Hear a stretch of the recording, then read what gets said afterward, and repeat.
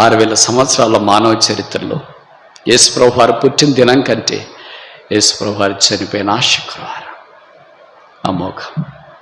అందుకని శుభ శుక్రవారం, మంచి శుక్రవారం అన్నారు.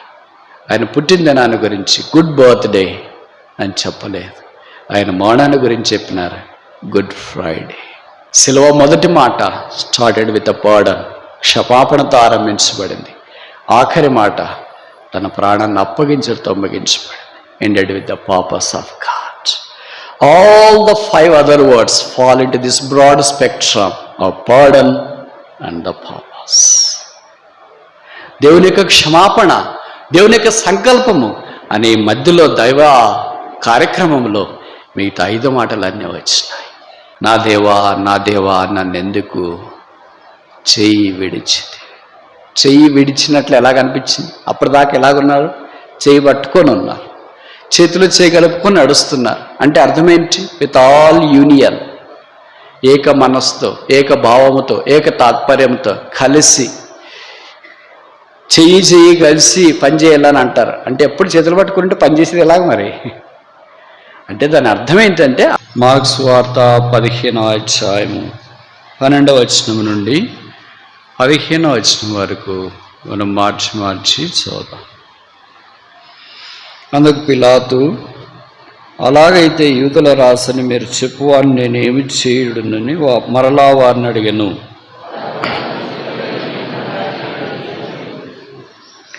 అందుకు పిలాతు, ఎందుకు అతడు ఏ చెడు కార్యము చేసినని వారిని అడగగా వారు వారిని సిలువ వేయమని మరెక్కువగా కేకలు వేసిరి.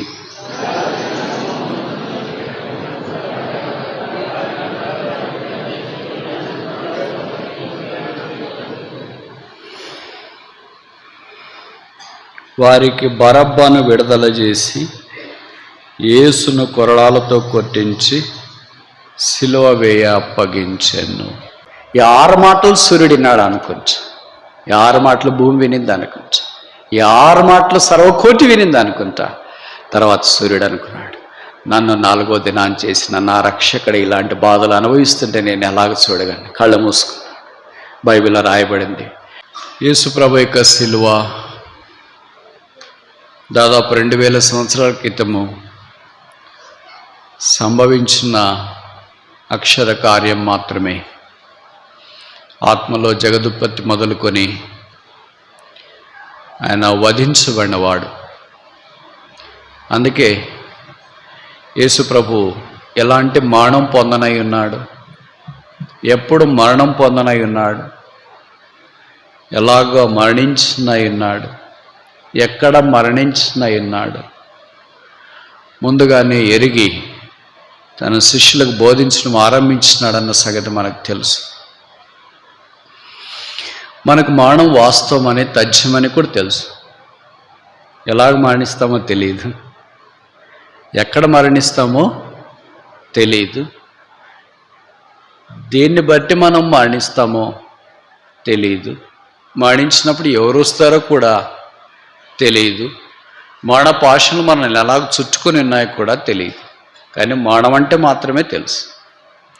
యేసు ప్రభువుకి అలా కాదు. ఎలాగ మరణిస్తాడో, ఎప్పుడు మరణిస్తాడో, ఎక్కడ మరణిస్తాడో, ఎవరి ద్వారా మరణించబడుతున్నాడు అన్నీ ఆయన ముందుగా ఎరిగినవాడు. సిలువ అంటే మనకి యేసు ప్రభు వారు సిలువ మీదకి వెళ్ళిన తర్వాత తెలుస్తుంది. కానీ మీకు తెలుసో తెలియదు, 6000 సంవత్సరాల మానవ చరిత్రలో సిలువను గురించి యేసు ప్రభు వారు మొదలు ప్రస్తావించి సిలువ అనే మాట కొత్త నిబంధనలో దాదాపు 30 సార్లు రాయబడతా వచ్చింది. మొదటిసారి మత్తయి సువార్త, gospel according to Matthew chapter 10 verse 38. Mattayi 10:38, Matthew chapter 10 verse 38. తన సిలువను ఎత్తుకొని, ఈ సిలువ అనే 3 అక్షరాల మాట యేసు ప్రభు నోట్లో నుండి మొదటి పెళ్ళుకు వచ్చింది ఇక్కడే. ఇంగ్లీష్ బైబిల్ ఉన్న వాళ్ళకి, రెడ్ లెటర్ ఎడిషన్ ఉన్న వాళ్ళకి ఈ మాటలు రెడ్ లెటర్ ఎడిషన్లో రాసింటారు, ఆ రెడ్ లెటర్లో రాసింటారు. మీకు పరిచయం అంటే యేసు ప్రభు స్వయాన మాట్లాడిన మాటలు అని అర్థం. యేసు ప్రభు సిలువను గురించి మొదటే చెప్పినాడు. అది మొదటిసారి ఇక్కడ రాయబడింది. ఆఖరిసారిగా హెబ్రీ పత్రిక 12వ అధ్యాయం 2వ వచనం, తన ఎదుట ఉన్న ఆనందము కొరకై అవమానమును నిర్లక్ష్య పెట్టి సిలువను సహించి, ఎండ్యూర్డ్ ద క్రాస్, సిలువను సహించినాడు. ఈ మధ్య భాగంలోనే దాదాపు 28 సార్లు సిలువ అనే మాట మొత్తం దాదాపు 30 సార్లు ప్రస్తావించబడిందని మనకు తెలుసు. ఇప్పుడు ప్రశ్న ఏంటంటే, మత్తయి సువార్త 10వ అధ్యాయంలో యేసుప్రభు వారు చెప్పినప్పుడు యేసుప్రభు సిలువ మీదకి వెళ్ళి చనిపోయాడా? లేదు. యేసుప్రభు వారు మత్తయి సువార్త 27వ అధ్యాయంలో సిలువ మీద వెళ్ళిన సంగతి మనకు తెలుసు. కానీ 10వ అధ్యాయంలోని సిలువను గురించి మాట్లాడుతున్నాడు ఏంటి? ఎలాగ చనిపోతాం మనకు తెలియదంటే ఆయన ఎలాగ చనిపోతున్నాడో చెప్తున్నాడు. సిలువ ద్వారా మరణం పొందబోతున్నానని, ఆ సిలువ ఎవరు వేస్తారని, ఎక్కడ వేస్తారని, ఏ స్థలంలో వేస్తారని. కనుక సిలువ అనేది 3 అక్షరాలు మాత్రమే కాదు, మానవ కోటికి ఇది రక్షణ. సిలువ ఎప్పుడో జరిగిన ఒక చారిత్రాత్మకమైన సంఘటన మాత్రమే కాదు, అది మానవ కోటికి తీసుకుని వచ్చిన ఆశీర్వాదాల అనంత రాశి. సిలువ ఒక చారిత్రాత్మకమైన రోమీయుల మరణ శిక్ష వేసే పద్ధతి మాత్రమే కాదు, మరణములో జీవిస్తున్న మానవ కోటిని జీవములోనికి తీసుకున్న చుట్టు కొరకే దేవుడు వేసిన అనాదికాల ప్రణాళిక. సిలువ ఆధ్యాత్మిక సంగ్రామం, సిలువ ఆధ్యాత్మిక ఆశీర్వాదం, సిలువ ఆధ్యాత్మిక సంఘర్షణ, సిలువ ఆధ్యాత్మిక మెచ్చు, సిలువ ఆధ్యాత్మిక సోపానం, సిలువ ఆధ్యాత్మికమైన ప్రేమ ప్రవాహ పల్లకి, సిలువ దైవ ఒరవడి, సిలువ దేవుని అమృతం మా పాప యొక్క చెవుల్లో పోసిన మార్గం. ఇలాగ సిలువను గురించి చెప్తూ పోతే ఏ నోరు పూర్తిగా వివరిస్తుంది? ఏ చెవులు పూర్తిగా వినగలవు? ఏ ఉదయం పూర్తిగా గ్రహించగలదు? ఏ మనస్సు పూర్తిగా ఎరగగలదు? జగదుత్పత్తి మొదలుకొని వధించబడిన దేవుని గొర్రెపిల్లని యేసుక్రీస్తు ప్రభు వారి ప్రేమా మూర్తము సిలువలో మూర్తిభవించింది. అలాంటి దాన్ని కాల పరిమితైన మానవుడు వివరించడం వల్ల పడదు. మనము ఆ సిలువను గురించి కొన్ని సంగతులు ఆలోచించడానికి కూడా పూనుకుందాం. యేసు ప్రభు వారు సిలువలో పలికిన 7 మాటలు క్రైస్తవ లోకానికి సుపరిచితం. మీరు అనుమతిస్తే మన జ్ఞాపకం చేసే కొన్ని ఆత్మీయ సంగతులు ఏంటో పరిశీలించడానికి ఆరంభిస్తాం. యేసుక్రీస్తు ప్రభు వారిని గురువారం రాత్రి, కొంతమంది చెప్తారు ఆయన శుక్రవారం కాదు సిలువ వేయబడిందని, శుక్రవారమే అని చాలామంది బైబిల్ పండితులు నమ్ముతారు. ఒకవేళ మీరు నమ్మలేదనుకో, వదిలేండి. దాని గురించి అంత పెద్దగా ఆలోచించి అనవసరమైన దానికి మైండ్ గీక్కొని పోట్లాడి రాద్ధాంతం పెట్టుకొని నిరూపిస్తానని సవాళ్ళు పెట్టుకొని యూట్యూబ్ ప్లాట్ఫామ్ మీద వేస్ట్ పోరాటం చేయొద్దు. యేసుప్రభు వారు భూమి మీద పుట్టినాడనేది ఎంత వాస్తవమో, యేసుప్రభు వారు భూమి మీద చనిపోయినాడు అన్నది కూడా అంతే వాస్తవం. ఇవి తిరగలేని వాస్తవాలు. కానీ ఏ దినం పుట్టాడు, ఏ దినం చనిపోయినాడు అనే దినాలతో సంబంధం లేదు, అయితే ఘట్టాలతో సంబంధం. అది మీరు గమనించాలని నేను కోరుతున్నాను. కనుక అలాంటి ఎవరైనా ప్రస్తావనలోనికి తీసుకుని వచ్చినా దాన్ని కూడా మైమర్పించేటట్లుగా యేసుప్రభు యొక్క ప్రేమ ప్రవాహం వారి హృదయంతరంగాలను కూడా లోబర్చుకున్నట్లుగా ప్రార్థన చేయడం మన విధి. గురువారం రోజు యెరూషలేములో మేడ గది మీద శిష్యులతో యేసుప్రభు వారు పస్కా పండుగ ఆచరించినాడు. నన్ను అప్పగించేవాడు మీతో ఉన్నాడని యేసుప్రభు చెప్పాడు. ఇది యూదా ఇస్కరియోతును గురించిన సంగతిని మనం ఎరుగుదు. అతను రాత్రి వేళ బయటికి వెళ్ళాడు. నేను యేసుని అప్పగిస్తాను, మీరు నాకేమి ఇస్తారన్నారు. 30 వెండి నాణ్యాలు తీసుకున్నాడు. ప్రార్థన చేయటానికి యేసుప్రభు వారు శిష్యులతో కలిసి ఆ రాత్రి గెత్సేమనే తోటలోనికి వెళ్ళి, శిష్యులకు అల్లంత దూరాన రాతివేత దూరాన వెళ్ళి ప్రార్థన చేయటానికి మోకరించినాడు. ఆయనకు పాత్ర కనిపించింది, దేవుడు కనిపించినాడు. పాత్ర తాగడం ద్వారా పాపాత్మమైన మనం ఎలాగ రక్షణ ఆశీర్వాదంలోనికి తీసుకురాబడతామో కనిపించినాడు. సిలువను సహించి తన ఎదుటున్న ఆనందం కొరకే ఆ పాత్రను తండ్రి నీ చిత్తమైతే తొలగించు, కానీ నా చిత్తం కాదు నీ చిత్తమే సిద్ధించుకాకని ప్రార్థించిన. అది రాత్రి గురువారం, బహుశా మధ్యరాత్రి అయిండొచ్చు. డ్యూటీలు పట్టుకొని తర్వాత కత్తులతోనో గుదియలతోనో కర్రలతోనో ఒక దొంగ మీదకి వచ్చినట్లుగా యేసు ప్రభువు పట్టుకోవటానికి యూదా ఇస్కరియోతు నాయకత్వంలో అల్లరి మూక బయలుదేరి వచ్చింది. సందేహంగా రెండు వైపులు ఆలోచిస్తే, ఒకవైపు వాక్యానుసారంగా ప్రవచన ప్రకారం ఇవన్నీ జరగాలి, ఇంకోవైపు ఆలోచిస్తే మానవ రీత్యా ఈ అల్లరి మూకలు, ఈ గుంపు, ఈ యాజకులు, ఈ ప్రధాన యాజకులు, యూదా ఇస్కరియోతు ఇలాంటి వాళ్ళంతా కలిసి ఈ పన్నాగంలో పాలు పొందట విషాదకరమైన సంగతి. వారు కాకుండా వేరే వారు పాలు పొందించే ఆ శిక్షా విధిలో నుండి వారు తప్పించబడేవారంటే తప్పు కాదేమో. ఆ రాత్రి ఆయన పట్టుకుని వచ్చి పిలాతు ఎదుట నిలబడి నేరం మోపినారు, దేవదూషణ చేసినాడు, దేవుని కుమారుని ఈయన అన్నాడు, దేవాలయం పడగొట్టి 3వ దినాన్ని తిరిగి లేపుతానని సెలవిచ్చినాడు, ఈయనే రాజును ప్రకటించుకుంటున్నాడు, కైసరు రాజుండగా ఈ ప్రపంచంలో ఈ దేశానికి మరలా రాజుగా ఉద్భవించిన వాడు ఎక్కడా, ఈయన రాజును ప్రకటిస్తున్నాడు కనుక ఇవన్నీ నేరాలు ఆరోపిస్తూ ఈయన మరణమునకు పాత్రలను కేకలేయటానికి ఆరంభించినారు. పిలాతు రాత్రి కోర్టు పనిచేసిన 6000 సంవత్సరాల మానవ చరిత్రలో బైబిల్లో ముఖ్యంగా రాత్రిపూట కోర్టు ఓపెన్ చేసింది ఇక్కడే. ఎప్పుడైనా కోర్టు అంటే పగలపూట, ఈరోజు కూడా సెలవు, రేపు సెలవు, ఎల్లుండి సెలవు, సెలవులు, వేసవికాలం అంతా సెలవులు. ఓ ప్రత్యేకమైన ఖచ్చితమైన కేసులు ఉంటేనే కోర్టు ఓపెన్ చేసి తక్కువ మందితో ఆ కేసుల గురించి విచారించి డిస్పోజ్ చేయటానికి ప్రయత్నం చేస్తారు. ఇది అంత అర్జెంట్ ఏంటి? గురువారం రాత్రి చేయాల్సిన పనేముంది? శుక్రవారం పండగ, శనివారం, ఆదివారం తర్వాత సోమవారం తీసుకోవచ్చు కదా. ఇవన్నీ లేఖనాలు నెరవేరాల. రాత్రే అల్లరిమోకి వస్తే అలాగే ఉంటుంది. ఎవ్రీథింగ్ ఓవర్ నైట్ అంటే ఇది ప్రవచనం, అది వేరే వైపు. మానవ రీత్యా మాట్లాడినప్పుడు అల్లరిమోకి వచ్చింది కనుక ఈ రాత్రే, ఎందుకే రేపు చూస్తాంలే, ఎల్లుండి చూస్తాంలే, తర్వాత మండే వస్తుంది నిదానంగా. ఏమిది? It's not a serious case. ఆయన ఏదో దేవదూషణ అన్నారు, రాజు అన్నాడు, అదన్నాడు, ఇదన్నాడు కదా, సరే తర్వాత ఆలోచిస్తాంలేండి. ఈయన వైపు మాట్లాడే లాయర్ ఎక్కడ, ప్రాసిక్యూటర్ ఎక్కడ, ఆయన డాక్యుమెంట్లు ఎక్కడ, ఆయన సంగతి ఏంటో ఏం మాట్లాడలేదు. There is no law in the law of the court and there is lord in the law of the court. నేను చెప్పే మాటలు మీలో కొంతమందికి అర్థమవుతుంటాయి. అది కోర్టే కానీ న్యాయం లేని కోర్టు. యేసు వైపు రెండు పార్టీల వైపు మాట్లాడేవాళ్ళు కావాలి కదా. ఈయన వైపు మాట్లాడేవాళ్ళు ఉన్నారు, మరి యేసు ప్రభు వైపు మాట్లాడే నువ్వు లాయన పెట్టుకోయా, నువ్వు మండే వచ్చేసి మాట్లాడదాం, నీ డాక్యుమెంట్లను తీసుకురా, నీ సంగతులను తీసుకురా అని చెప్పాలి కదా. అలాంటిది ఏం లేదు.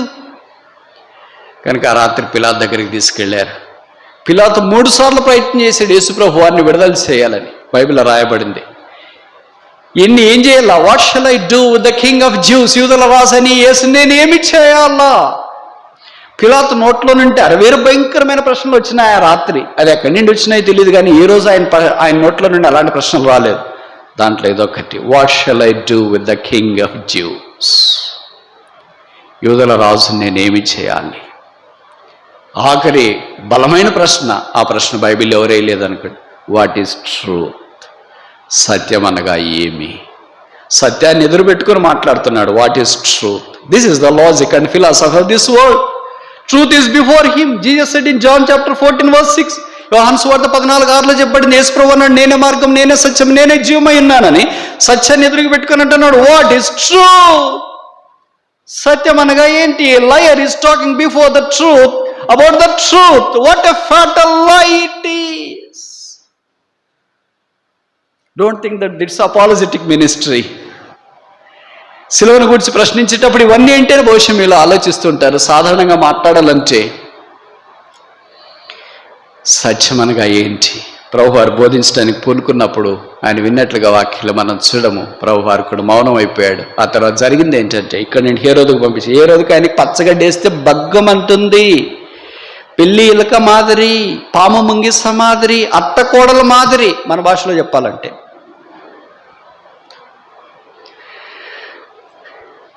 అలాంటిది హేరోదు దగ్గరకు పంపించినాడు. అలా గల్లీడ అయితే నాకు సంబంధం లేదని, అదంతా యెరూషలేం చుట్టుపక్కల ప్రాంతం. గల్లీడ అయితే అక్కడ హేరోదు చూసుకుంటాడని ఆయన దగ్గరికి పంపించేసాడు. ఆయన అప్పుడు యెరూషలేంలోనే ఉన్నాడు. యెరూషలేం హెడ్ క్వార్టర్స్ కదా, ఎక్కడున్నా హైదరాబాద్కి వచ్చేస్తున్నారు కదా ఎక్కడికైనా. అలాగనే ఆయన బహుశా పస్కా పండుగ అది ఇది ఏమన్నా చాలా పెద్దగా రద్దీగా ఉంటుందేమని యెరూషలేంకి ముందే వచ్చేసినాడు. ఆయన ఇక్కడే ఉన్నాడని తెలిసిన తర్వాత హేరోదు దగ్గరికి పంపిస్తే హేరోదు యేసుక్రీస్తు ప్రభు అద్భుతాల్లో చూడాలనుకున్నాడంట. ఇక్కడ కొన్ని ప్రశస్తమైన మాటలు, యేసు ఎవరు అని చూడగోరాడు, యేసు అద్భుతాలు చేయిస్తే చూడాలని అనుకున్నాడు. ఇవన్నీ హేరోదు మనసులో కనిపిస్తూ ఉన్నాయి. కానీ హేరోదు ఆ యేసుక్రీస్తు ప్రభువును తప్పించడానికి ఏ ప్రయత్నమో చేసినట్లు వాక్యంలో మనం చూడం. అలాగే అప్పగించడానికి కూడా ఏ ప్రయత్నం చేయలేదు. సేమ్ వన్ టైప్ డిప్లొమాటిక్, నాకెందుకే వచ్చాయి దగ్గర. ఆ పిలాత్ దగ్గరికి మీరు వెళ్ళండి. పిలాత్ దగ్గర పంపించిన పిలాత్ 3 సార్లు అన్నాడు, what shall I do with this king of juice, యూదుల రాజని యేసుని నేనేం చేయాలా? వాళ్ళు సిలువ వేయడానికి కేకలేస్తే ఆయన మళ్ళా సింహపు లాంటి ధ్వనితో ఇలాగ ప్రశ్నించాడు, వై, ఎందుకు ఎందుకు ఎందుకు? 2 సార్లు చేసేటప్పటికి 3వసారి భార్యకి రాత్రి నిద్ర పట్టలేదేమో. ఎందుకని? అర్థమైంది? నేను చెప్పే మాటలు మీకు అర్థమవుతున్నాయా? రాత్రి ఆయన ఇంట్లో ఉండేవాడు. ఇప్పుడు రాత్రి ఇంట్లో వండుకుని ఎక్కడున్నాడు? ఇప్పుడు మీరు ఊహించండి, అంటే మామూలుగా చెప్తున్నా, జనరల్గా మీ భర్తలు నైట్ డ్యూటీ లేని వాళ్ళు, పగలు డ్యూటీనే 10 to 5, 10 నుండి 5 దాకా ఉండే, 5 తర్వాత ఇంటికి వచ్చేవాళ్ళు రాత్రి పూట ఇప్పుడు అర్జెంటుకి డ్యూటీ ఉందని పోతే మీకు రాత్రి ఇంట్లో నిద్ర పడుతుందా? ఇప్పుడు పోలీసులు వాళ్ళు వీళ్ళంటే ఇది వేరే, ఎప్పుడన్నా ఉండేదే. డాక్టర్లు వాళ్ళు వీళ్ళంటే వాళ్ళకి రాత్రి పగలు ఎప్పుడు డ్యూటీలో ఉంటాయి. అలా కాకుండా ఎప్పుడు పోని వ్యక్తి, ఏ రోజు నువ్వు రాత్రికి ఇంతదాకా జడ్జి అయ్యి ఇంతకాలం నన్ను పెళ్లి చేసుకున్న 10 ఏళ్ళైంది, 20 ఏళ్ళైంది, 30 ఏళ్ళైంది, 40 ఏళ్ళైంది, ఏ రోజు రాత్రి తీర్పుకు పోలేదే. ఈ రోజు రాత్రి తీర్పుకు పోతున్నావు అంటే that should be very sensitive case. అందుకని ఆ రాత్రి బహుశా ఆమెకు నిద్ర పట్టలేదేమో, ఎప్పుడో పట్టినట్లు అనిపించిందేమో కొన్నిసార్లు. అదేమంటారు దాన్ని, పవర్ న్యాప్ అంటారు. అంటే ఒక 5 నిమిషాలు 10 నిమిషాలే నిద్ర పడుతుంది, బట్ రోజంతా ఎంతో ఫ్రెష్, అంటే తాజాదనం ఉన్నట్లుగా నిద్ర పడుతుంది. ఆ పవర్ న్యాప్ పట్టిందేమో. అప్పుడు ఆమె కళ వచ్చి, మీకు తెలుసు కదా బైబిల్లో కళలు కాని వాళ్ళు కొంతమంది ఉన్నారు. ఆఖరిగా కొత్త నిబంధనలో కళ కానింది ఈమె. ఆమెకు వచ్చిన కళ భర్త ఏదో కీడు చేస్తున్నట్లు కానీ, లేకపోతే ఇంకేదో వాళ్ళ అమ్మగారికి బాగాలేదో, వాళ్ళ నాన్నగారికి బాగాలేదో, లేకపోతే మామూలుగా మనకైతే కోడళ్ళకైతే ఏం కళ్ళు వస్తాయి, అత్తగారు చనిపోయినట్లు, మామగారు చనిపోయినట్లు, తోడకోడలు చనిపోయినట్లు. ఇంకెవరు? మీరు ఆడపడుసలు అంటారు కదా, ఆడపడుసలేనా మీ ఆయన చెల్లెళ్ళు అక్క అంటే? ఆడబిడ్డ, ఆడబడ్డ అంటే వాళ్ళు చనిపోయినారా? ఇట్లాంటి కేసులు అబ్బా పీడ విరగడైపోయింది, బాగా నిద్ర పడుతుంది ఎప్పటి నుండి అని అనుకుంటాము. పిలాతు భార్య ఎంత ఆత్మీయురాలంటే, బైబిల్ పండితులు అంటారు యేసుప్రభు వారు యెరూషలేములో కూర్చుని వాక్యం చెప్పేటప్పుడు మరి ఎంత గట్టిగా చెప్పినాడో మనకు తెలియదు. ఆమె అల్లంత దూరాన ఉండి, అంటే వాళ్ళు పెద్ద పాష్ ఏరియాస్ ఉంటాయి కదా, ఆయన రోమా ఆఫీసర్ కదా, బహుశా ఆమె కూడా సిట్అవుట్లో కూర్చుంటే యేసుప్రభు వారి యొక్క వర్తమానాలు విని ఆయన అంగీకరించిందని కొంతమంది అభిప్రాయం. యేసుప్రభు కంటే ఎక్కువ మమకారం అని, యేసుప్రభు రక్షకుడని ఆమె ఎరుగునని తెలుసని, యేసుక్రీస్తు ప్రభు కొరకు ఆమె జీవించిన ఒక బలమైన సాక్ష్యాన్ని కూడా బైబిల్ పండితుల అభిప్రాయం. అందుకని బహుశా మనం ఎక్కువ ఎవరినైతే ఇష్టపడతాం, ఎక్కువ ప్రేమిస్తాం, వాళ్ళని గురించి కళ్ళు వస్తాయి. ఎక్కువ ఎవరిని ద్వేషిస్తాం, వాళ్ళని గురించి కూడా కళ్ళు వస్తాయి. బాగా గుర్తుపెట్టుకోండి, రెండో వచ్చేది. కనుక యేసుప్రభు అంటే ఆమెకు చాలా ఇష్టం కనుక బహుశా ఆ 10 నిమిషాల్లోనే కళ వచ్చిందేమో. ఆ కళను బట్టి ఆ నీతిమంతుని జోలికి వెళ్ళొద్దు, ఒకే ఒక స్లిప్ రాసింది. రాసే వాళ్ళు ఉంటారు కదా, ఏమంటారు వాళ్ళు, హోమ్ గార్డ్ ఎవరో అంటారు ఇంట్లో, వాళ్ళు ఉంటారు కదా, వాళ్ళని పిలిచి రాత్రిపూట, ఏంటి మేడం రాత్రిపూట పిలుస్తున్నారు, నిద్ర పట్టలేదు, ఏం జరిగింది? సాధారణంగా రాత్రి మనకు ఫోన్లు వస్తే భయం వేస్తుంది కదా. అలా ఈ పెరట్లో ఉన్న ఆయన అటెండర్నో వాచ్మెన్ పిలిస్తే, ఏంటి మేడం ఇప్పుడు పిలుస్తుంది, ఏమైందబ్బా, ఆరోగ్యం బాగాలేదా, ఏంటి ఏమైంది, సారీ బాగాలేదా, లేనిపోయిన అనుమానాలన్నీ వచ్చేస్తాయి కదా. ఆమె చల్లగా సావుకాడు చెప్పింది, వెళ్ళి చీటి తీసుకెళ్ళి ఆయనకి ఇవ్వు అని. అరే రాత్రి అంటే ఏదో అర్జెంట్ ఉంటుంది అనుకుంటే, ఇది ఉదయం ఇవ్వచ్చు కదా అని మనం అనుకుంటాం. ఉదయం ఆయన వస్తాడు కదా, అప్పుడు మాట్లాడవచ్చు కదా అనుకుంటాం. కాదు, అది అప్పుడు ఇవ్వాల్సిందే. స్పీడ్ పోస్ట్ కొరియర్ అప్పుడే స్టార్ట్ అయింది. బ్లూ డాట్ నేరుగా తీసుకుని వెళ్ళాడు. పిలాతు ఉన్నాడు, ఆయన చుట్టూ యూదులు, శాస్త్రులు, పరిసయ్యులు, ధర్మశాస్త్ర శ్రోమాధికారులు, మధ్యలో నిరపరాధి అయిన అపరాధిగా చేయబడి యేసుప్రభు వారు నిలబొచ్చాడు. నేరుగా అటెండర్ వస్తుంటే, ఏ ఆఫీసర్ అయినా, ఏ మంత్రి అయినా, ఎవరైనా సరే ఇంట్లో వాళ్ళనైనా బెదిరిస్తారు కానీ ఒక్కడిని మాత్రం బెదిరించలేరు. ఎవరిని? వాళ్ళ అటెండర్ని. వాళ్ళని బెదిరిస్తే ఇంకంతా వీళ్ళకి కూడా. ఎందుకయ్యా ఇప్పుడు వచ్చిందో మధ్యలోన అని మాత్రం అనలేదు. మేము కూడా టీచర్ కదా, లెసన్ చెప్తుంటే అటెండర్ వస్తారా, కూర్చోండి, ఎంత లేని గౌరవం ఇవ్వాలి వాళ్ళకి, లేకపోతే ఇంక అయిపోయింది. అలాగే ఏంటి ఎవరి వచ్చాను పిల్లతో అడిగాడేమో, ఇదిగో స్లిప్ ఇచ్చినాడు. చూస్తే రాయబడింది భార్య రాత. ఏంటా? కింద సంతకం కూడా తీసింది. ఆమె పేరేంటో రాయలేదు, పరిశుద్ధాత్మ దేవుడు ఎవరి పేర్లో రాసినాడు, కానీ వీడి పేర్లు కూడా రాసి, ఈమె పేరు కూడా రాసింటే ఎంతమంది పెట్టుకుని ఉంటారు ఏం పేరు. ఆ నీతిమంతుని జోలికి వెళ్ళొద్దు. ఆయన మనసులో అదే ఉంది, భార్య కూడా అదే చెప్పింది. ఏ 2 మనసులు ఏకమైపోయినాయి, కానీ ఏం చేయలేకపోయినాడు. 3వసారి పాత్ర తీసుకున్నాడు, నీళ్లు తీసుకున్నాడు, నీళ్ళలో చేతులు కడుక్కున్నాడు, అందరు ఎదురుగా అన్నాడు. ఆయన విషయమై నేను అపరాధిని కాదు, నిరపరాధిని. ఆయన రక్తము మా మీదను మా పిల్లల మీదను ఉండనుగాక అన్నాను. అప్పుడు సిలువ వేయటానికి అప్పగించిన. అది ఉదయకాలం శుక్రవారం 6 గంటలు.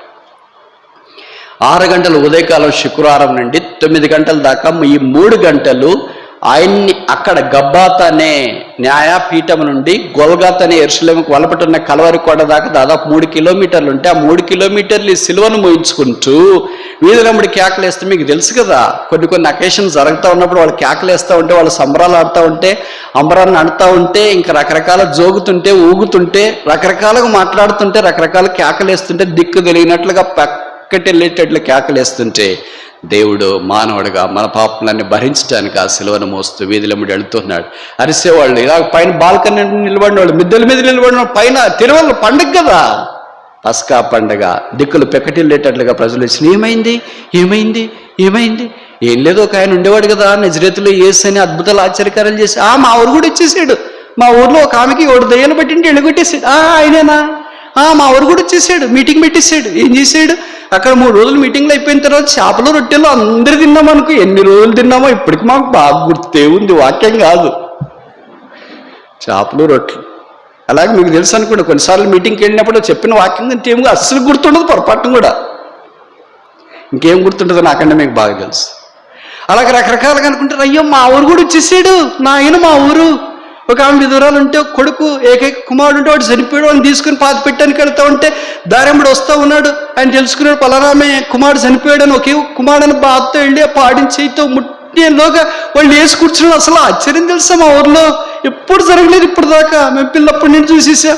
ఆయన అమ్మలక్కలు ఒకళ్ళకొకళ్ళు చెప్పుకుంటా చూస్తూ ఉంటే, ఈయన కోడలతో కొడుతూ ఉంటే, వీధిలో తీసుకుని వెళ్తూ ఉంటే 9 అయింది. ఇప్పుడు కాదు, అప్పుడు ఉదయకాలం కలవరి కొండ దగ్గర. అప్పుడు ఆ శిలువ మీద ఆయన 2 చేతులు చాపి 2 కాళ్ళు చాపి మేకులు దించడానికి పూనుకుంది రోమా సైన్యం. యూదుల రాజా నీకు శుభము అని పిలాతోకు బోర్డు తయారు చేయించినాడు. ఏ రోజు నిశ్శబ్దమై ఎక్కడికి వెళ్ళిపోయాడు. పండుగ చేసుకునే వారు ఎక్కడికి వెళ్ళిపోయారు. మరి పస్కా కొంతమంది మాత్రం స్త్రీలు ఏడుస్తూ అక్కడ దాకా వచ్చినారు. దాంట్లో సలోమి ఉంది, మరియా ఉంది, మగ్దలేని వారి ఇంకొంతమంది స్త్రీలు ఉన్నట్లు మనది. వారు దూరం నిలిచిండి వాళ్ళంత దూరాన్ని కపాలమనబడే కలవరి కొండ మీద జరుగుతున్న చారిత్రాత్మకమైన ఘట్టాన్ని వీక్షిస్తున్నారు. దేవుడు కూడా పైనుండి చూస్తున్నాడు. తన ఏకైక కుమారుణ్ణి, ముద్దుల కుమారుని, ఒకే ఒక్క కుమారుని, తన మహిమను పంచుకొని ఉన్న కుమారుని, తనతో పాటు రాజ్యాధికారం కలిగిన కుమారుని, సింహాసనైన కుమారుని, సింహాసనం మీద ఉన్న కుమారుని సెలవు మీదకి పంపించిన. దైవమా, ఇది ఏమి ప్రేమ! ఆయన భూమి మీద ఉన్నప్పుడు రక్తస్రావం కలిగిన స్త్రీ ఆయన వస్త్రపు కొంగును ముట్టడానికే ధైర్యం చేయలేకపోయింది.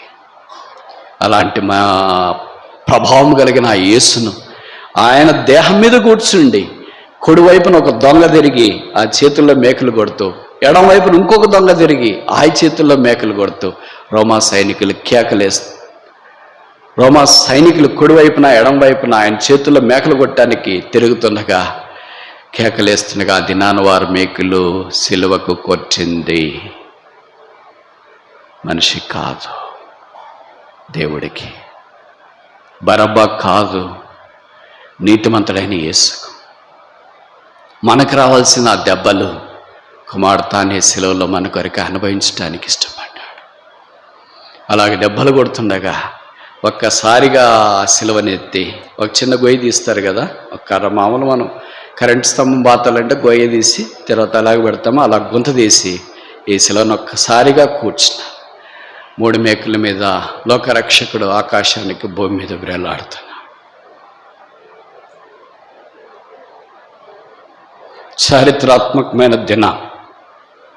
పాపలుగా నీవు నేను ఎలాడవలసింది అక్కడే. అయితే దేవుడు మానవుడయ్యాడు, ప్రాణం పెట్టడానికి భూమి దిగి వచ్చినాడు. భూమి నాది, ఆకాశం నాదని సెలవిచ్చిన దేవుడు భూమికి భారమైనట్లు అనిపిస్తుందా? ఆకాశానికి భారమైనట్లు అనిపిస్తుందా? భూమిని నెట్టబడ్డాడు, ఆకాశం నుండి దించబడ్డాడు. మధ్యలో ఆ చెక్కకు భారం కాలేదు. తన శరీరానికి భారం కాలేదు. మన పాప భారమంతా మోయటానికి ఆ లోక రక్షకుడు ఇష్టపడ్డాడు. అప్పుడు తన నోట్లో నుండి బయటికి పెళ్ళికి వచ్చిన మొదటి మాట, తండ్రి వీరేమి చేయించున్నారో వీరెరగరు కనుక వీరిని క్షమించు. ఆయన పరిచయం 12 ఏళ్ళ వయసులో ఉన్నప్పుడు యెరూషలేములో కూర్చున్నప్పుడు దేవాలయంలోనికి వస్తే, మీ అమ్మ నాన్నగారు నీ కొరకు ఎదురు చూస్తున్నారంటే ఆయన నోట్లో నుండి బయటకు వచ్చిన మొదటి మాట, నో ఈ not that I must be my father's business. నేను నా తండ్రి పని మీద ఉండవాలని మీరు ఎరగరా. ఆయన పరిచర్య తండ్రి అనే మాట చేత ఆరంభించిన శిలువ మీదకి వెళ్ళిన తర్వాత 7 మాటల్లో మొదటి మాట కూడా తండ్రితో ఆరంభించిన. ఏదైనా మనకి తల్లి తండ్రి మనం అనుకున్నట్లు చేయకపోతే ఆ మాట పలకటానికి ఇష్టం ఉండదు. నాకు అమ్మ అని పలకటానికి ఇష్టం ఉండదు, నాన్న అని పలకటానికి ఇష్టం ఉండదు, అన్న అని పలకటానికి ఇష్టం ఉండదు, అమ్మో అని పలకటానికి ఇష్టం ఉండదు. ఎందుకంటే వాళ్ళు నాకు కీడు చేసినారని మనం తలస్తాం.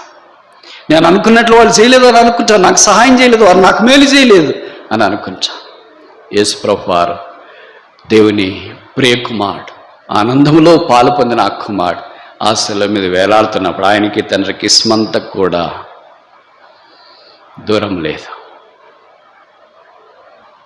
క్షమాపణతో శిలువను ఆరంభించిన ఆ క్షమాపణ వరాన్ని భూమి మీద మానవునికి దయచేయటానికి వచ్చిన. అంతదాకా 6000 సంవత్సరాల మానవ చరిత్రలో ఎంతోమంది నాయకులు వచ్చినారు. ఐగుప్తును పరిపాలించిన ఫరో లాంటి వచ్చిన క్షమించలేదు.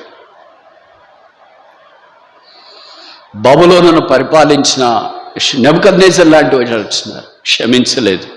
దర్యావేషు లాంటి వాళ్ళు వచ్చినారు, బెల్షజర్ లాంటి వాళ్ళు వచ్చినారు, క్షమించలేదు, శిక్షించినారు.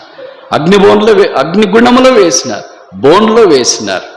బరువైన పనులు చేయించడానికి వారిని అప్పగిస్తూ వచ్చినారు. రోమా సైన్యం వచ్చింది, వారు కూడా మనిషిని సిలువ వేయటానికి పూనుకున్నారు. అయితే ఒకే ఒక్కడు దేవుని కుమార్. తిమోతి మొదటి పత్రిక అనుకుంటా 2:5 దేవుడు ఒక్కడే, దేవునికి నరులకు మధ్యవర్తి ఒక్కడే, ఆయన్ని క్రీస్తు నరుడు. ఆ నరుడు బంధించడానికి రాలేదు, ఆ నరుడు చెరసాల్లో వేయటానికి రాలేదు, ఆ నరుడు సింహబోన్లో వేయటానికి రాలేదు, ఆ నరుడు అగ్నిగుణంలో వేయటానికి రాలేదు, ఆ నరుడు కోపం పెంచుకొని ఇంకా 7 అగ్నిగుండాన్ని తయారు చేసి దాంట్లోనికి విసిరి వేయటానికి రాలేదు. ఆ నరుడు దైవమైన నరుడు, దైవపుత్రుడైన నరుడు, పాపం లేని నరుడు, పాపముగా చేయబడి ఈ భూమి మీదకి మానవుడిగా దిగి వచ్చినాడు. ఆ క్షమాపణ ద్వారా మానవ కోటికి పాపక్షమాపణ అనే ఆశీర్వాదం ఉచితంగా దేవుడు సంప్రాప్తం చేసినాడు. అది ఉదయకాలం 9 గంటలు, ఉదయకాలం 9 గంటలు మొదలుకొని దాదాపు 12 గంటల దాకా బహుశా 6 మాటలు మాట్లాడాడేమో. ఆ తర్వాత 12 నుండి మధ్యాహ్నం 3 గంటల దాకా దేశమంతా చీకటి కమ్మింది. అప్పుడు దాదాపు 3 గంటలప్పుడు ఆఖరి మాట, తండ్రి నీ చేతికి నా ఆత్మను అప్పగించుతున్నాను, తల వంచి ప్రాణమును విడిచాను. The cross is the mystery of God. How can a feeble person like me would explain that cross? సిలువ దైవ మర్మం. అలాంటి మానవుడు ఆ దైవ మర్మాన్ని పరిమితి గల సమయంలో ఇలాగ వివరించగలను. కనుక మొదటి మాట ప్రకారము క్షమాపణ, it talks about the pardon of God. దేవుని యొక్క క్షమాపణ అది మనకు జ్ఞాపకం చేస్తుంది. ఆ తర్వాత మనకు పరిచయం, యేసుప్రభుతో పాటు శిలువలో కుడివైపున ఎడమవైపున దొంగలు వేలాడదీయబడ్డారు. వాళ్ళంత దూరాన్ని వారు కూడా కపాలమనబడే స్థలంలో ఉన్నారు. వారు ఆ యేసును చూసినారు, యేసుప్రభు కొరకు ఏడుస్తున్న వారిని చూసినారు. బహుశా విచిత్రం ఏంటంటే ఆ దొంగల తరపున వచ్చిన కుటుంబ సభ్యులు ఎవరు అక్కడ లేరు అనుకుంటా, ఆ దొంగల కొరకు ఏడ్చేవారు ఎవరు అక్కడ లేరు అనుకుంటా, వీళ్ళు సరిపోతే ఎక్కడికి వెళ్తారని వాళ్ళు ప్రాపించే వాళ్ళు లేరు అనుకుంటా. వాళ్ళ అమ్మగారు ఏమయ్యారు, నాన్నగారు ఏమయ్యారు, అన్నోళ్ళు ఏమయ్యారు, తమ్ముళ్ళు ఏమయ్యారు, చెల్లెళ్ళు ఏమయ్యారు, ఇరుగు పొరుగు వారు ఏమయ్యారు, తోడి దొంగలు ఎక్కడికి వెళ్ళారు? అందరూ పరగిపోయారు.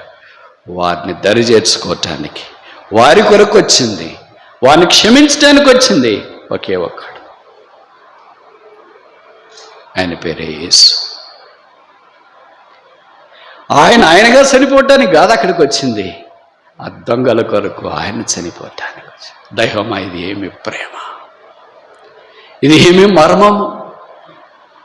అందుకని ఆ దొంగల మీద ఆ ప్రభావం పడిన వెంటనే మొదట ఆరంభంలో ఇద్దరు కుడివైపున ఉన్న దొంగ, ఎడమవైపున ఉన్న దొంగ యేసుప్రభు వారిని దూషించడం ఆరంభించినారు. క్రమేణా కుడివైపున ఉన్న దొంగ గుర్తించిన వాడై, ఇది మనకు న్యాయమే, దిస్ ఈజ్ డ్యూ అన్టు us, ఇది మనకు రావాల్సిందే, మన పాపానికి, మన దొంగతనానికి, మన నేరాలకు, మన ఘోరాలకి శిక్ష సరిపోయిందే. Maybe it's less than what we need to due, మనం పొందవలసిన దానికంటే తక్కువేమో. కానీ ఈయన ఏ నేరమో చేయలేదు.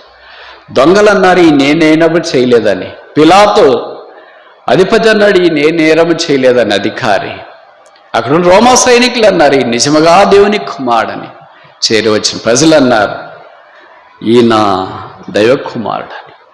అదే ఒకే ఒక్కటి మాత్రం, యూద ఇస్కరియోతు ఈయన నేరం చేయలేదని అనలేదు. దగ్గరే ఉన్నాడు, ఆయనలో సుగుణాల రాసి సంపన్నతంతో చూశాడు, కానీ ఆయన నిర్దోషత్వాన్ని చూడలేకుండా కళ్ళు మూయబడ్డాయి. ఇప్పుడు ఆ కుడివైపు నన్ను దొంగ అన్నాడు. యేసు పేరు ఎలాగ తెలిసింది? దొంగ పేర్లు ఇక్కడ రాయలేదు. కుడివైపు ఉన్న దొంగ పేరు పలానా అని, ఎడమవైపు ఉన్న దొంగ పేరు పలానా అని రాయలేదు. కానీ ఖచ్చితంగా బరబ్బా మాత్రం కాదు, ఎందుకంటే బరబ్బాను ముందు రోజే, గురువారం రోజే విడుదల చేసేసారు. కానీ ఖచ్చితంగా శుక్రవారం రోజు బరబ్బా ఆ వేలాడదీయబడిన నేరస్తుల్లో లేడు. ఇంక బరబ్బాను మించిన వాళ్ళు ఉంటారు వీళ్ళు, లేకపోతే ఆయన మించిన వాళ్ళు ఇంకెవరు లేరేమో. ఆయన విడుదల చేశారు కనుక ఆయన తర్వాత సెకండ్, థర్డ్, A2, A3 ఏమో వీళ్ళు. యేసు రక్షకుడా, ఒక దొంగకు రక్షణ అవసరమై సెలవులో ఇది నన్ను దొరలుగా భావించేవారు, గొప్పవారుగా తలంచేవారు, జ్ఞానులు, సంపన్నులు, డబ్బున్నవారు, పేరు ప్రఖ్యాతులు ఉందని తలంచేవారు, ఆరోగ్యాలు ఉన్నాయి తలంచేవారు. ఇది నీకు యేసొద్దా? యేసు అనే మాట నీ నోట్లో నుండి బయటికి రాకపోతే నీ నోరు పావనం కాలేదంటే తప్ప. ఇంకోసారి చెప్పనా? యేసు అనే మాట నోట్లో నుండి బయటికి రాకపోతే ఆ నోరు పావనం కాలేదంటే తప్ప. యేసు ఆ పాపాత్ముడైన వాని నోరు అది నాన్న పులికించిపోయింది, భూమి పులకించింది, దేవుడు పులకించినాడు, చేరి వచ్చిన వారు పులకించినారు.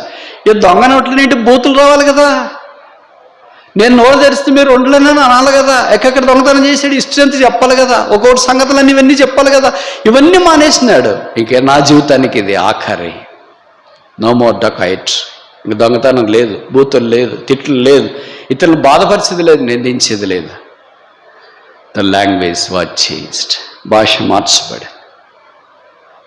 యేసు నీవు నీ రాజ్యముతో వచ్చినప్పుడు నన్ను జ్ఞాపకం చేసుకో అంటే రోమా రాజ్యము వెళ్ళిపోతుందని గుర్తించినాడేమో, ఈ రాజ్యం తాత్కాలికమైందని ఎరిగినాడేమో. ఒకే ఒక రాజ్యం సదాకాలం నిలిచి, ఆయన రాజ్యం నాకు అంతము లేదు, ఆయన రాజ్యం సదాకాలం ఉండేది, ఆయన రాజ్యం దేదీప్యమానమైనది, ఆ రాజ్యం మహిమ కలిగింది, ఆ రాజ్యం ఉన్నతమైనది. ప్రభు అన్నాడు, నేడు నీవు నాతో కూడా Paradise, today thou shalt be with me in paradise. యేసు ప్రభు వారికి దొంగకి ఇద్దరు మాట్లాడుతూ వినిపించేంత దూరంలో ఉన్నారు. ఆ దినాల్లోనే మొబైల్లో మెసేజ్లు పంపించడానికి కూడా లేదుగా, వినేది కూడా లేదుగా. ఆ దొంగ చెప్పిన మాట యేసు ప్రభుకి వినిపించాలా, యేసు ప్రభు చెప్పేది ఆయనకి వినిపించాలి. ఈ మాట ద ప్లేస్ ఆఫ్ గాడ్, దేవుడు సిద్ధపరిచిన స్థలాన్ని మనకు జ్ఞాపకం చేస్తుంది. మొదటిది, తండ్రి వీరేమి చేయించినారో వీరెరుగరు కనుక వీరిని క్షమించుము, పార్డన్ ఆఫ్ గాడ్, దేవుని క్షమాపణ జ్ఞాపకం చేస్తుంది. రెండవది, today thou shalt be with me in paradise. వాడు దొంగ ఏమన్నాడు? రాజ్యంలో జ్ఞాపకం చేసు. కేశప్రభు ఏమన్నాడు? ప్యారడైజ్లో జ్ఞాపకం చేసుకుంటా. అంటే ఎలాగుంది చూడండి, డెప్త్ ఎలాగుంది చూడండి, మాటలు తీరు ఎలాగుంది, సంబోధన ఎలాగుంది చూడండి.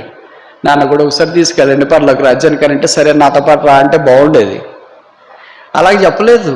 I want to be in your Kingdom, not in a Kingdom of Rome, Jewish kingdom. I don't want to live any longer on this kingdom, but I want to live longer, forever in your kingdom, because thou art the king. నీవు రాజు కనుక నీ రాజ్యంలో శాశ్వతంగా నేను ఉండాలని కోరుతున్నాను. Take me into your Kingdom. అలాంటి ఆశయానికి ఎవరైనా నీరు కార్చగలరా? అలాంటి ఆశను ఎవరైనా భంగం చేయగలరా? దానికి ఇది రెండవది. ఇదే జ్ఞాపకం చేస్తుంది, ప్లేస్ ఆఫ్ గాడ్, దేవుడు సిద్ధపరిచిన స్థలం. ఈ రెండు లూకాసు వార్తలోనే 23వ అధ్యాయంలోనే చెప్పబడ్డాయి అనుకుంటా. తర్వాత 3వ మాట మనకు తెలిసి యోహాను సువార్తలో ప్రస్తావించబడింది. యేసు ప్రభు వారు తన దగ్గరున్న మరే తల్లి గారిని చూసి అన్నాడు, ఏమని? అమ్మా, ఇదిగో నీ కుమారుడు, ఇదిగో నీ తల్లి. యోహాను చూసి చెప్పిన మాట, ఇదిగో నీ తల్లి. యేసు ప్రభు వారు తన తల్లిని గురించి చెప్పిన మాట యోహానుకు సంబంధించి, ఇదిగో నీ కుమారుడు. ప్యాషన్ ఆఫ్ గాడ్స్, దేవుని ప్రేమ అక్కడుంది.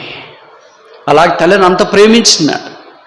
సాధారణంగా ఆ పరిస్థితుల్లో మనమైతే ఎవరు మనకు గుర్తురారు. మనం బతికితే చాలనుకుంటాం, లేకపోతే చనిపోతే చాలనుకుంటాం. ఇంకెవరు గుర్తొస్తారు? నా ప్రాణమే నాలో లేవట్లేదు, ఇంక డబ్బులు ఎక్కడ పెట్టారు, అది ఎక్కడ పెట్టారు, ఇది ఎక్కడ పెట్టారు, అమ్మగారు ఎక్కడ, నాన్నగారు ఎక్కడ, భార్య ఎక్కడ, భర్త ఎక్కడ, పిల్లలు ఎక్కడ, ఎవరు గుర్తొస్తారని మనం అనుకుంటాం.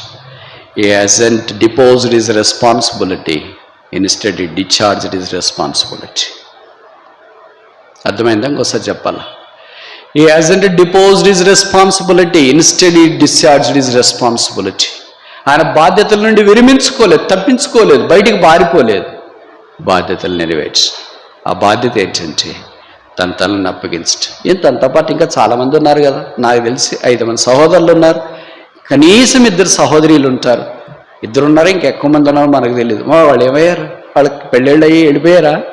వెళ్ళిపోయినా కానీ కూతుర్లు పుడితే మంచిది కదా, ఎందుకంటే వాళ్ళే కదా చూసేది, ఏడ్చేది, చివరిలో కూడా వచ్చేది వాళ్ళే కదా. ఎంతమంది కొడుకులు పుట్టినా, 5 మంది కొడుకులు పుట్టినా, పలానా మీ అమ్మగారు చనిపోయిన, నాన్నగారు చనిపోయినారో వస్తారు, ఇట్లా మొబైల్ చూస్తా కూర్చుంటారు. తీసుకెళ్తున్నా, ఓకే సరే, షాకులు ఇచ్చాడా, ప్రార్థన చేశాడా, ఓకే. అదే ఒకే ఒక కూతురు ఉందండి, అమెరికా నుండి వచ్చింది అనుకో, ఎయిర్పోర్ట్లో నుండి ఇట్లే అరలు చాపుకొని వస్తుంది, గర్భపక్షి వచ్చినట్లు రెక్కలు చాపుకొని డాడీ మమ్మీ. అందుకే ప్రపంచం చేస్తుంది కూతురు, ప్రజలు అంటారు ఉండేది ఒక కూతురు ఉన్నా చావు. చావు ధన్యమైంది, బ్రతకు కాదు. అర్థమైంది నేను చెప్పే మాటలు? కొంతమందికి అర్థమైతే నేను చేసే పద ప్రయోగం. బ్రతకు ధన్యమైంది కాదు, చావు ధన్యమైంది. వాళ్ళు అంటున్నారు కదా, మరి వాళ్ళంతా ఏమయ్యారు మనకు తెలియదు. జ్యేష్ఠ కుమారుడుగా, దైవ కుమారుడుగా, మనిషి కుమారుడుగా యేసు ప్రభువు వారి తల్లి యొక్క బాధ్యత యోహాను గారికి అప్పగించినట్లు మనం చూస్తున్నాం. సిలువ not cross doesn't dispose the responsibility but discharges the responsibility. సిలువ బాధ్యతలను విస్మరించదు, కానీ సిలువ బాధ్యతల్ని అంగీకరిస్తుంది. 4వ మాట మనకు తెలుసు. ఆ సమయంలోనే ఈ బాధ అంతా ఎంతో తేలిగ్గా ఫ్యాన్ కింద నిలబడి చెప్పినంత కాదని నాకంటే మీకు బాగా తెలుసు. వేసవకాలంలో ఇంట్లో నుండి బయటికి వెళ్ళేసి వస్తేనే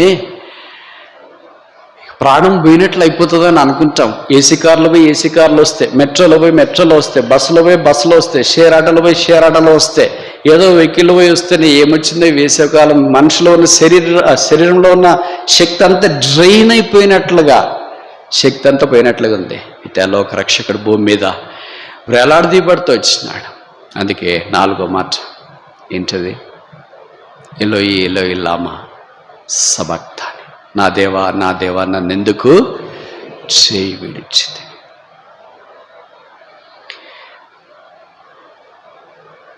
యేసుక్రీస్తు ప్రభువు నిత్యత్వం మొదలుకొని నిత్యత్వం దాకా తన తండ్రి యొక్క చేతి దగ్గరే పెరిగినవాడు. He lost the privilege to be his son because he was made sin. ఆయన పాపముగా చేయబడ్డాడు. ఆయన పాపి కాదు, పాపములు కాదు. He became sin for all of us. మన కొరకు ఆయన పాపముగా చేయబడ్డాడు. రోమపత్రికలో చెప్పబడింది. ద ప్రివిలేజ్, కుమారుడు అనే ఆ ధన్యత ఆ శిలువలో వేలాడదీయబడిన కారణం చేత పాపంగా చేయబడింది. ఆయన మొదట యోర్దాను నది దగ్గర బాప్తిసం తీసుకునేటప్పుడు ఇదే దేవుడు ఆకాశం తెరిచి పావురాన్ని పరిశుద్ధాత్మ రూపంలో పంపించేమన్నాడు. This is my beloved son in whom I am well pleased, him, ఈయన నా ప్రియకుమారుడు, ఈయన యందు నేను ఆనందించున్నాను, నేను మాట వినుడి. ఇప్పుడు కుమారుడు యేసు ప్రభువారు భూమి మీద పరిచయం ఆరంభించినప్పుడు తండ్రి అన్నాడు నా కుమారుడని. ఇప్పుడు పరిచర్య ముగించేటప్పుడు కుమారుడు అంటున్నాడు తండ్రిని, వై హాస్ దౌ ఫర్సేకన్ మీ? నా దేవా నా దేవా నన్నెందుకు చెయ్యి విడిచింది?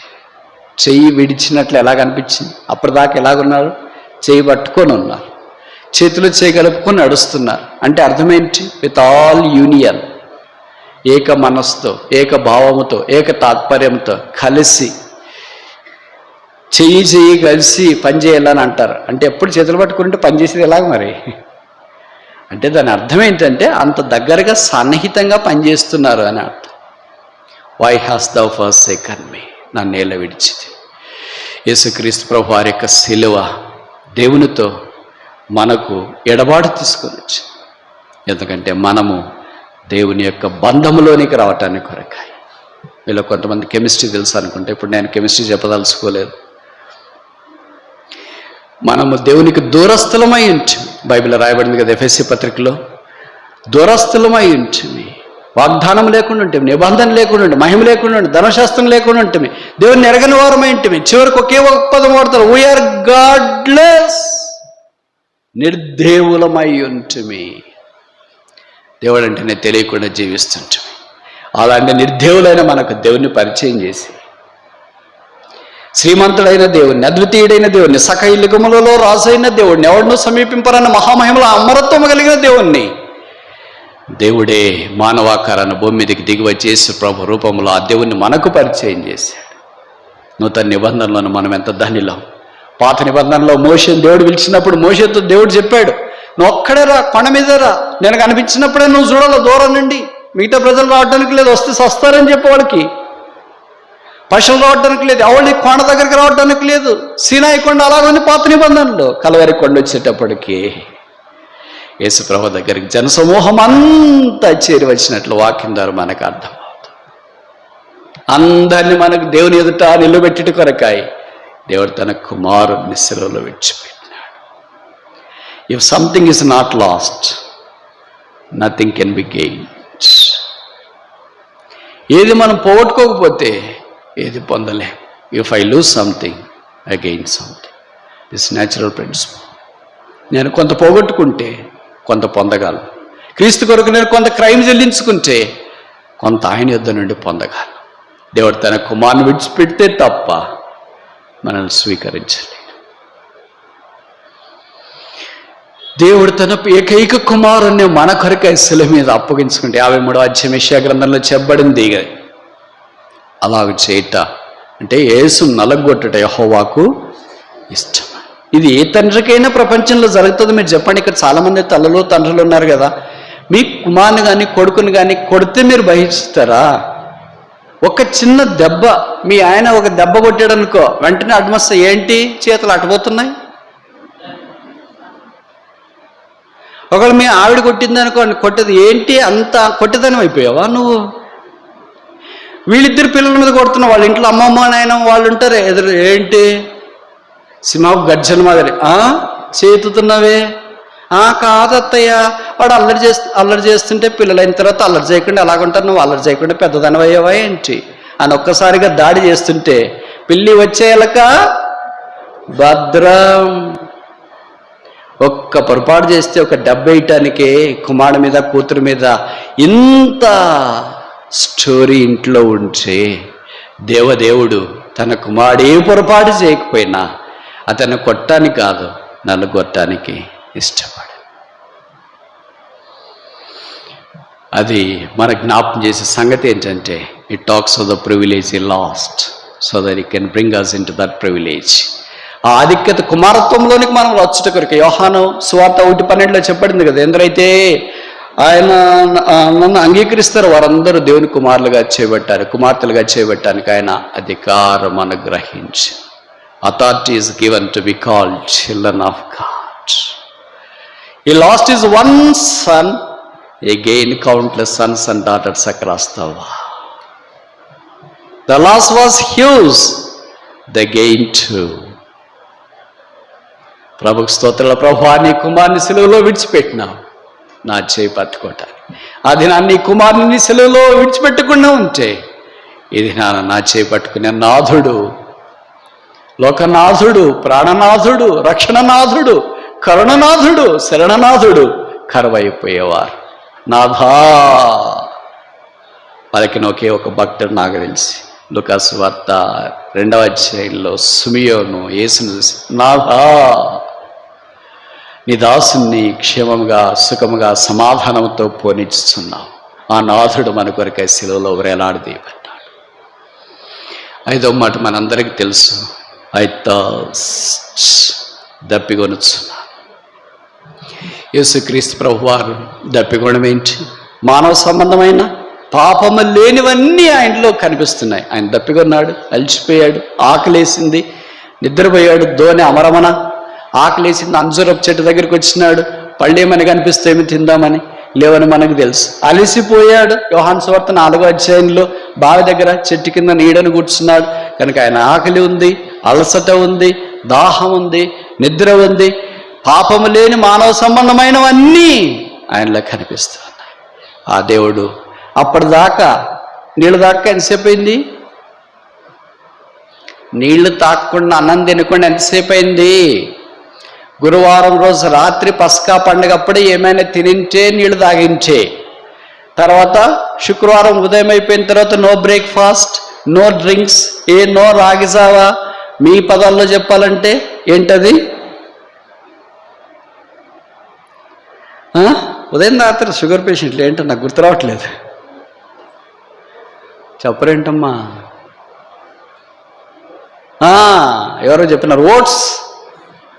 No oats, no ragi java, no dates, no coffee, no morning breakfast. అసలు తీర్పు జరిగేటప్పుడు ఏం తినబుద్ధి అయితే ఆకలిస్తుంది, నోరు పిడిసి కట్టుకుపోతుంది. మీకు తెలుసు కదా, ఏదైనా జరగకూడని పరిస్థితి జరిగిందే అని మన చెవులు వింటున్న వెంటనే బాడీ అంతా ఆటోమేటిక్గా ఒకలాంటి స్టేజ్లోనికి వెళ్ళిపోతుంది. వినింది చెవులు, ఆలోచించేది మైండ్, చేతులు చేత కాకుండా అయిపోతాయి, కాలు చేత కాకుండా అయిపోతాయి, చేతులకి ఏది అందుబాటు రాదు. ఇంతదాకా ఈ అద్దాలు ఇట్లా పట్టుకొని ఉంటాం, ఎడబడిపోయింటుందో తెలియదు, వాచ్ ఇట్టే పట్టుకుని ఎడబడిపోయింటో తెలియదు, ఉన్నట్టుండి ఏమైపోతుంది, నోరు పిడిచిగట్టుకుపోతుంది. అందుకని మీకు తెలుసు కదా, అలాంటి సందర్భాల్లో నీళ్ళు ఇస్తూ ఉంటారు. దాదాపు ఆయనకి రాత్రి నుండి ఉదయం దాకా, అంటే 12 గంటల దాకా, అంటే 12 వేసుకోండి, దాదాపు 12 గంటల దాకా ఒక్క చుక్క కూడా నీళ్ళు. అయితే నేను తప్పికొనుచున్నాను. సమరయ స్త్రీతో యేసు ప్రభువారు అదే అన్నాడు, గివ్ మీ డ్రింక్, నాకు దాహమునకేమో.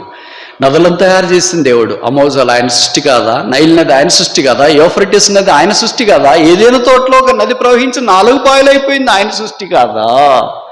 నదులను నిర్మించిన దేవుడు ఒక్క గ్లాసు నీళ్లు కొరకు సెలవులో ప్రాధేయపడ్డం ఏంటి?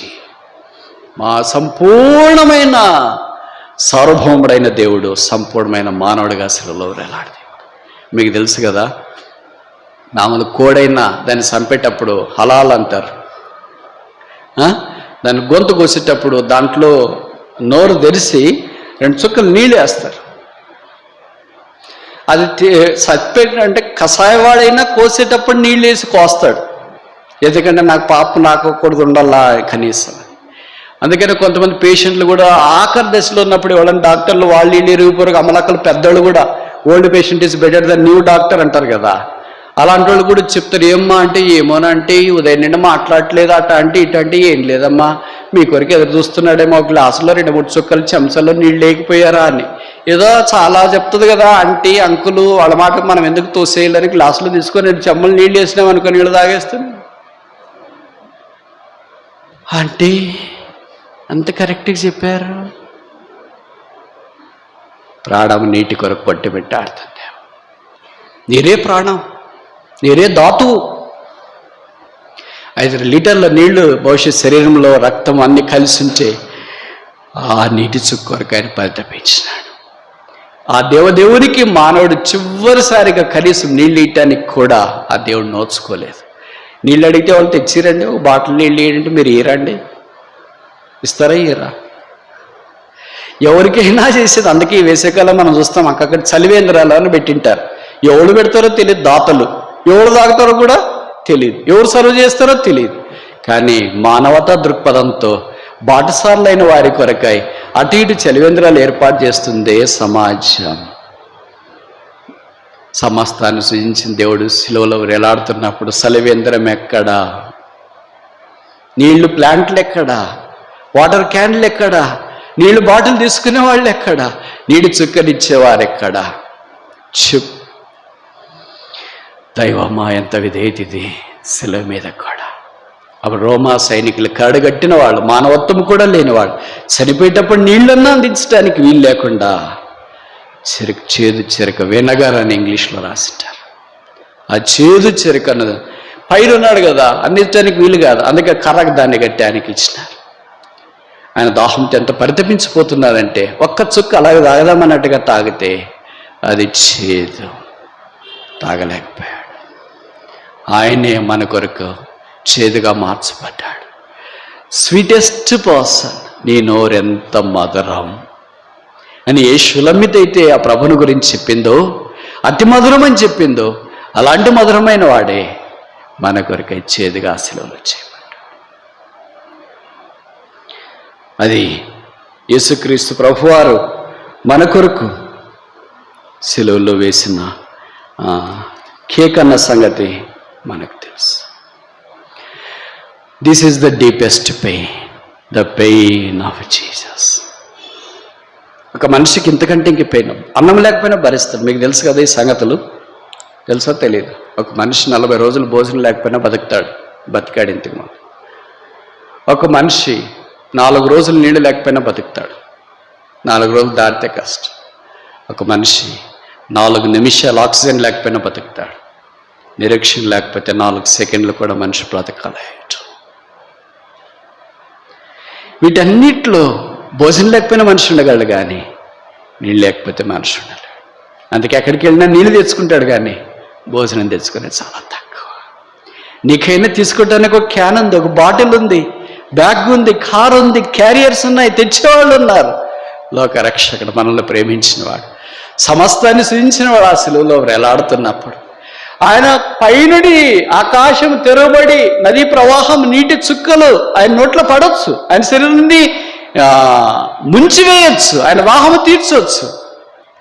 అలాగో అబ్నార్మల్గా ఆయన కోరుకోలేదు, నార్మల్గానే సాధారణంగానే ఆయన కోరుకున్నాడు. వాట్ ఎ పెయిన్, ఎంత బాధ ఇది. 6వది ముందుకెళ్ళక మునుపు ఏంటది? It's finished, సమాప్తమైనది. టెటర్లోస్టాయ్, మన కొరకై చేయవలసిన కార్యం అంతటినీ ఆయన చేసి ముగించినాడు. నేను ఇవన్నీ రెఫరెన్స్లు చూడుకోండి, ఎందుకు ఇలాగ చెప్పడానికి పూనుకున్నానంటే మిగతా రెఫరెన్స్లు మీకు కూడా తెలుసని. మొదటిది. రెండవది నాకంటే మీకు బాగా పరిచయం బైబిల్ అని. మూడవది సమయం కాడు కలిసి వస్తుంది. ఆఖరిది ఫినిష్డ్, 6వది ఫినిష్డ్, సమాప్తమైనది. యోహాను భక్తుడు రాసి ఇట్స్ ఫినిష్డ్ అంటే అయిపోయింది, ఇంకేం లేదు. There is nothing. Mission finished, job finished, life finished. Finished అంటే అంతమైంది. ప్రభు వారు మన కొరకై చెల్లించవలసిన ప్రైస్ ఫినిష్డ్. క్రైము చెల్లించబడేది. బంధకాల్లో ఉన్న మనల్ని విడిపించడానికి ర్యాన్సమ్ అంటారు కదా, విమోచన క్రైమ్ శిలువలో చెల్లించబడింది, ఫినిష్డ్. ప్రభు మన కొరకై మరి కాలు మొదలుకొని అన్నిత దాకా తన రక్తం అంతటిని చుక్కలు ఆఖరి బొట్టు దాకా నీళ్ళు కూడా రక్తమును నీళ్లను కారెను వాక్యం మనం చూస్తాం. ప్రక్కలో పొడిచి తర్వాత సూర్యుడు చూడలేకపోయాడు. ఈ 6 మాటలు సూర్యుడిన్నాడు అనుకుంటా, ఈ 6 మాటలు భూమి వినింది అనుకుంటా, ఈ 6 మాటలు సర్వకోటి వినింది అనుకుంటా. తర్వాత సూర్యుడు అనుకున్నాడు, నన్ను 4వ దినాన్ని చేసిన నా రక్షకుడు ఇలాంటి బాధలు అనుభవిస్తుంటే నేను ఎలాగ చూడగలను? కళ్ళు మూసుకున్నాడు. బైబిల్లో రాయబడింది, మధ్యాహ్నం మొదలుకొని 3 గంటల దాకా దేశం అంతా చీకటి కమ్మెను. చీకటి తర్వాత వెలుగు రాబోతుంది, అరుణోదయ దర్శనం రాబోతుంది. చీకట్లో ఉన్న మానవుని దేవుడు వెలుగులోనికి తీసుకొని వస్తున్నాడు. అందుకనే పేతురు రాస్తాడు, he has brought us into a marvelous light. ఆశ్చర్యకరమైన వెలుగులోనికి ఆయన మనం తీసుకొని వచ్చిన. ఏ దినాన్ని చీకటి అంటే ఆయనకు తెలియదు, ఎందుకంటే హెబ్రీ పత్రికలో చెప్పబడింది ఆయనకు అసలు కాలమే లేదు. There is no time for him. కాలాతీతుడైన దేవుడు, ఋతువుల అతీతుడైన దేవుడు, సమస్తాన్ని ఆధీనమందుకున్న దేవుడు, సూర్యచంద్ర నక్షత్రాలు నియమించిన దేవుడు, భూమిని సృజించిన దేవుడు, ఆ కాలాతీతుడైన దేవుని యొక్క బాధ చూడలేకపోయాడు. దాదాపు 3 గంటల దాకా చీకట్లో వేలాడదీయబడ్డాడు. అంతకుముందు 3 గంటలు 9 నుండి 12 దాకా వెలుగులో యేసుప్రభు వారు వేలాడదీయబడ్డాడు. అంటే పగలు రాత్రి తేడా లేకుండా ఆయన శిలువ శ్రమలు అనుభవించిన 6 గంటలు ప్రాణంతో శిలువలో ఉన్నాడు. చివరికి మధ్యాహ్నం 3 గంటలకి కళ్ళు తెరిచాడు. సూర్యుడు కూడా కళ్ళు తెరిచినాడు. సమస్త సృష్టితో సూర్యుడు ఏకీభవించినాడు. బహుశా భూమి అనిందేమో, సూర్యుడా నీవైతే మూసుకున్నావు, చీకటి అయిపోయింది, మరి నేనేం చేయాలా, నీవు కూడా నీ బాధ వ్యక్తపరచు. బైబిల్లో రాయబడింది, ఆయన కేక వేసి తండ్రి నీ చేతికి నా ఆత్మను అప్పగించున్నానన్నప్పుడు దేవాలయం తెరచిలిగింది, భూమి దద్దరిల్లింది, భూకంపం వచ్చింది. భూమి తన స్పందన బాధ తెలియజేసింది, దేవాలయం తన బాధ తెలియజేసింది, సూర్యుడు తన బాధను తెలియజేసినాడు. అక్కడున్న శతాధిపతి అన్నాడు, ఈయన నిజముగా నీతిమంతుడు, is truly the righteous person. నీతిమంతులు లేడు, ఒక్కడైనా లేడు, అందరినూ త్రోవ తప్పి ఏకముగా పనికిమాలిన వారైన రోమపత్రికలో రాయబడిన మాటకు ఒకే ఒక్క నీతిమంతుడు. 6000 సంవత్సరాల మానవ చరిత్రలో నీతిగా జీవించిన ఒకే ఒక్కడు, దుర్నీతి లేనివాడు, పాపము లేనివాడు, ఆ నీతిమంతుడు. దుర్నీతిమంతులైన మన కొరకాయి ఆ శిలువలో వేలాడదీయబడి రక్తము కార్చి తన ప్రాణాన్ని అప్పగించి చనిపోయి సమాధిపడి తిరిగి లేపబడుతూ వచ్చినాడు. ఇప్పుడు 7వది దగ్గరికి వచ్చినప్పుడు ఆయన తన ప్రాణమును అప్పగించను. ద పర్పస్ ఆఫ్ గాడ్, దేవుని ఉద్దేశం అది, తన కుమారుని యొక్క ప్రాణం. శిలువ మొదటి మాట స్టార్టెడ్ విత్ అ పర్డన్, క్షమాపణతో ఆరంభించబడింది. ఆఖరి మాట తన ప్రాణాన్ని అప్పగించడంతో ముగించబడింది. Ended with the purpose of God. All the 5 other words fall into this broad spectrum of pardon and the purpose. దేవుని యొక్క క్షమాపణ, దేవుని యొక్క సంకల్పము అనే మధ్యలో దైవ కార్యక్రమంలో మిగతా 5 మాటలన్నీ వచ్చినాయి. యేసు ప్రభు యొక్క శిలువ వర్తమానం ప్రకటించబడుతూ ఉంది, తెలియపరచబడుతుంది. ఇంకా రక్షణ లేకుండా ఉన్నావా, స్పందన లేకుండా ఉన్నావు, మారుమనసు లేకుండా ఉన్నావు, పర్వాలేదులే అని అనుకుంటున్నావా, వింటున్నావు, హృదయం కఠినం చేసుకుంటున్నావు, అలాగే అలాగే అలాగే వెళ్ళిపోతున్నావు. లోకరక్షకుడు శిలువలో వేలాడదీయబడుతూ, దేవుడు పరమందు, కుమారుడు శిలువలో, దేవదూతలు ఆ పరలోక రాజ్యములో, మేఘము కంటే ఎక్కువైన పరలోక సైన్య సమూహము ఆ చారిత్రాత్మకమైన గడియ చూసింది. 6000 సంవత్సరాల మానవ చరిత్రలో యేసుప్రభు వారు పుట్టిన దినం కంటే యేసుప్రభు వారు చనిపోయిన ఆ శుక్రవారం అమోఘం. అందుకని శుభ శుక్రవారం, మంచి శుక్రవారం అన్నారు. ఆయన పుట్టిన దినాన్ని గురించి గుడ్ బర్త్డే అని చెప్పలేదు, ఆయన మరణాన్ని గురించి చెప్పినారు, గుడ్ ఫ్రైడే. ఒక మనిషి ఎలాగ పుట్టాడనే దానికంటే ఒక మనిషి ఎలాగ చనిపోయాడనేది చాలా ప్రాముఖ్యం. కనుక యేసు ప్రభు వారి యొక్క మరణం మనందరి జీవము కొరకే స్పందనించి ఆయనను సిలువ వేయటానికి పిలాతు అప్పగించాను. ఆ సిలువ ద్వారా మనకు కలిగిన ఈ ఆశీర్వాదాల సంపద కొరకై తల వంచి నమస్కరిస్తాం.